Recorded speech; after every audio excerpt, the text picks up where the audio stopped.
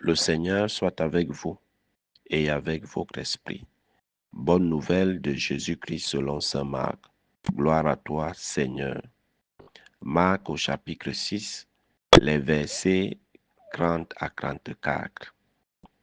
En ce temps-là, les apôtres se réunirent auprès de Jésus et lui annonçaient tout ce qu'ils avaient fait et enseigné.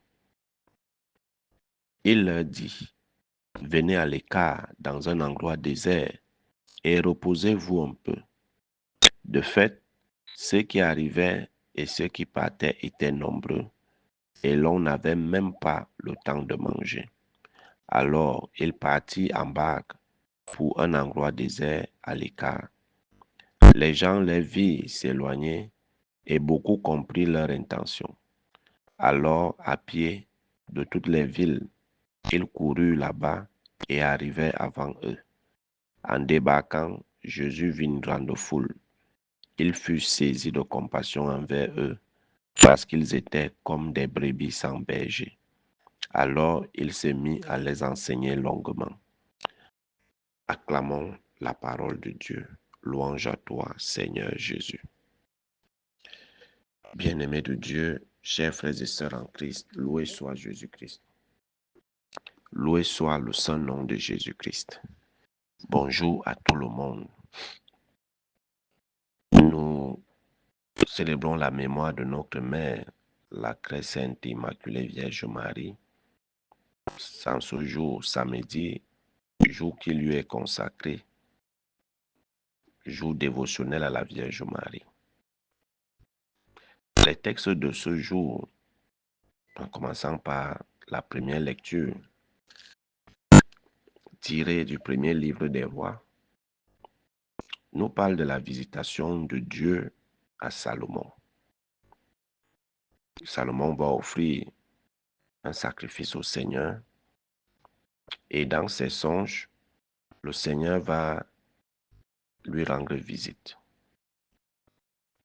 Les songes, le Seigneur nous parle toujours à travers nos rêves, il nous visite toujours, il nous exhorte, il nous interpelle, il nous met en garde. C'est pour ça que cette dimension, il ne faut pas la prendre à la légère. Écoutons toujours et prêtons toujours attention à nos rêves, ce que nous appelons les rêves, mais en fait qui sont des songes. Parce qu'à travers les songes, le Seigneur nous montre ce qui s'est passé, ce qui est en train de se passer ou ce qui va arriver. Mais dans le songe de Salomon, le Seigneur vient à lui et lui dit, « Demande-moi tout ce que tu veux et je te le donnerai. » Salomon, nouveau roi, il vient de succéder à son père David. Salomon va demander le discernement et la sagesse. La sagesse pour mieux gouverner le peuple dont il a la charge. Parce qu'il sait que de lui-même, il ne peut pas. Il n'a pas la capacité. Il ne peut pas compter sur son intelligence humaine, sur ses capacités humaines. Mais il a besoin de l'aide du Seigneur, de l'appui du Seigneur. Il ne va pas demander la richesse, longue vie et tout, ce que nous on allait demander. Parce que si le Seigneur vient là pour demander à quelqu'un, qu'est-ce que tu veux que je fasse pour toi? Dis-moi et je le ferai. Beaucoup vont demander les milliards. Beaucoup vont demander toutes les richesses du monde. Beaucoup vont demander tous les biens matériels. Mais ils ne vont pas demander l'essentiel. Ils ne vont pas demander l'essentiel. Alors, cela nous amène également à réfléchir sur le style de demande que nous faisons au Seigneur. Salomon va demander une chose, mais à travers cette chose, il aura tout. Le Seigneur lui dira après, puisque tu as demandé le discernement et la sagesse pour gouverner, je te donnerai même ce que tu n'as pas demandé. La richesse, la gloire, les honneurs et tout ce qui va avec. Et il n'y aura pas d'égal sur terre avec toi. Il n'y aura pas. Donc, si notre demande va selon la volonté de Dieu, il nous donnera le surplus. Et parfois, je m'amuse à demander à certaines personnes, si le Seigneur vient là et te demande que tu veux quoi, vous allez voir les réponses. Les gens vont toujours répondre tout. Je vais tout demander. Je lui dis, dans tout, il n'y a rien en fait. Ça veut dire que tu ne veux rien. où tu ne sais pas où tu ne sais pas exactement ce que tu veux que le Seigneur fasse pour toi. Parce que tu ne peux pas dire que je veux tout. Dans tout, c'est vague. Tout, en fait, dans tout, il n'y a rien. Dans tout, il y a le vide. Dans tout, il y a les choses négatives. Donc, parfois, c'est nous-mêmes qui bloquons l'exaucement de nos prières parce qu'on ne sait pas demander, on ne sait pas ce qui est essentiel. Moi, je demanderais, par exemple, pour mon ministère, que le Seigneur me donne la sagesse, l'intelligence et tout ce qui va avec le discernement pour mener à bien mon ministère sacerdotal et pastoral. Parce que c'est qu'à travers ça, beaucoup d'autres choses que je n'ai pas demandées viendront. Mais si je me mets à demander, je veux que je sois un grand prêtre, que j'ai les moyens, que je sois célèbre et tout et tout. Ça, c'est des fausses demandes. Ça, c'est des fausses demandes. C'est pour ta propre gloire. Mais la demande de Salomon, c'est une demande pour prendre soin de ce dont il a la charge. Parce que nos demandes, en fait, sont égoïstes, concernent seulement notre propre personne, ne tiennent pas compte de notre entourage. Quand tu demandes une grâce à Dieu, il faut que cette grâce serve également au profit de ceux qui sont autour de toi, de ceux dont tu as la charge. Mais si chacun dissèque un peu ces demandes, nous allons voir que nos demandes ne tournent qu'autour de nous-mêmes, ou de notre famille. Alors, la grâce que tu vas obtenir ou tu demandes au Seigneur, est-ce qu'elle servira pour les autres? Est-ce qu'elle va aider les autres? Est-ce qu'elle va aider ton entourage? Salomon demande la sagesse, le discernement pour mieux gouverner le peuple dont il a la charge. Il sait qu'il ne connaît, il n'a pas les capacités. Il reconnaît qu'il n'a pas les capacités de diriger tout un peuple. Et en plus, quel genre de peuple? Le peuple de Dieu, le peuple choisi par Dieu. Donc, c'est une grande responsabilité qui repose sur ses épaules. Alors, il ne va pas faire les fanfarons. Il ne va pas faire les fanfarons. Il sait que de lui-même, il ne peut pas. Il pouvait demander la richesse, la gloire, la puissance, que ses ennemis soient anéantis. Mais il n'a pas demandé ça. Mais nous allons voir que toutes nos prières, toutes nos demandes tournent autour de nous-mêmes, de nos problèmes, de notre famille, de notre progéniture.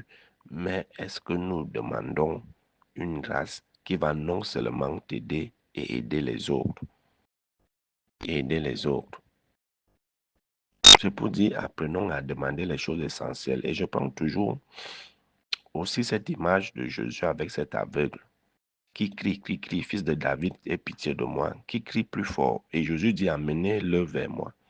Et lorsqu'il est devant Jésus, le Seigneur lui demande, qu'est-ce que tu veux que je fasse pour toi?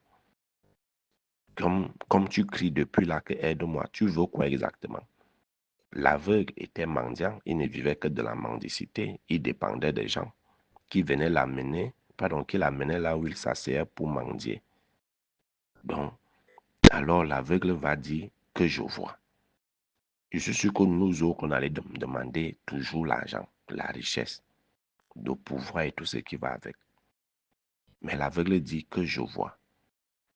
L'essentiel, à travers que je vois, il sait qu'il ne va plus mendier. Il sait qu'il ne va plus dépendre des gens qui vont venir le laisser là, là où il restait pour mendier et qui doivent revenir le chercher le soir pour le conduire. Et il fallait qu'il partage aussi le peu qu'il gagnait en journée avec eux. Donc, il était dans la dépendance. Alors, il va recouvrir la vue. Donc, ça fait une insertion sociale. Il ne dépend plus de quelqu'un. Lui-même, il voit déjà, il peut marcher de lui-même. Et maintenant, il peut chercher un travail, il peut fonder une famille. Il ne sera plus dans la catégorie des pauvres, des démunis, des rejetés. Il a demandé l'essentiel, qui lui donnera tout. Qui lui donnera tout ce qu'il pourra désirer.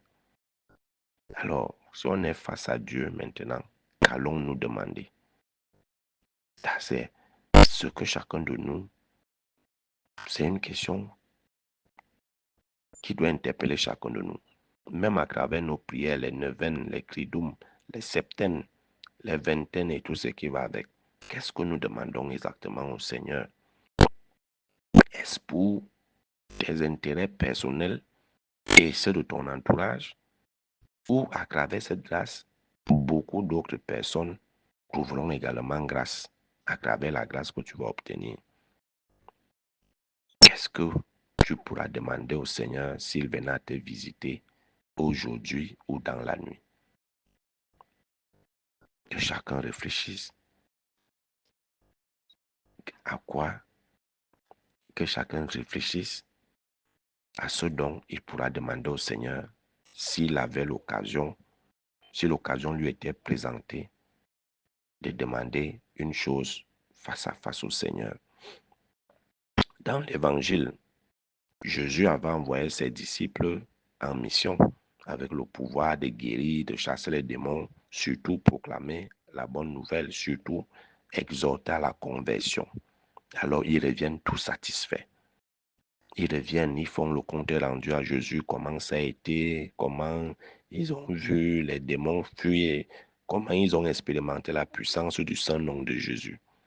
Comment son nom est puissant, comment ils ont opéré des miracles et tout, et tout, et tout. Ils ont proclamé la conversion et tout, et tout. Mais Jésus leur dit, revenez, mettez-vous à l'écart, reposez-vous.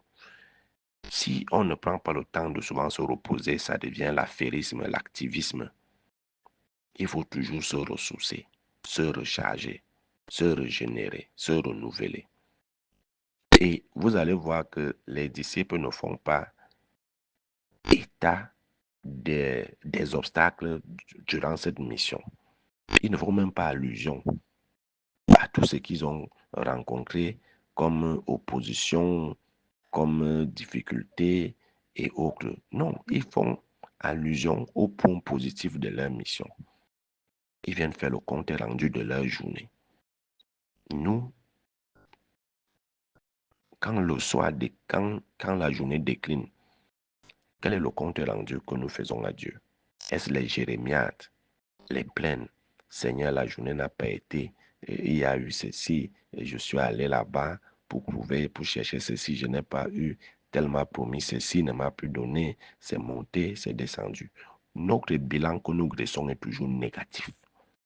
Négatif. C'est-à-dire, lorsqu'on se focalise sur les points négatifs de notre vie, sur les aspects négatifs, on ne pourra pas voir la présence de la main agissante de Dieu dans notre vie. On ne pourra pas voir cette présence. Oh, Dieu, malgré que ce qu'on attendait, on ne l'a pas eu, mais il a toujours fait quelque chose de positif. Par exemple, il nous a protégés durant toute la journée. Il nous a fait boire au moins un verre d'eau pendant qu'il y a d'autres qui n'ont pas ce verre d'eau. Il nous a mis à l'abri du soleil pendant que certains meurent au désert d'insolation. Il nous a fait manger au moins un beignet pendant que certains sont à leur 4e jour sans même rien avaler. Donc, nous ne pouvons pas dresser un bilan positif, négatif de nos journées.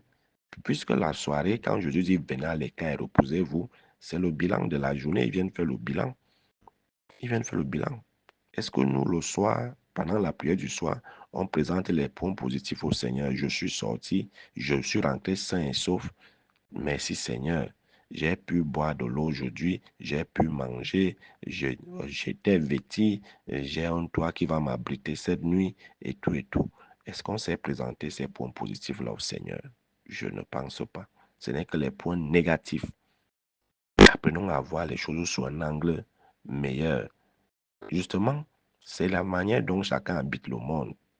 C'est la manière dont chacun observe sa vie qu'il ne peut que faire le bilan de cette vie.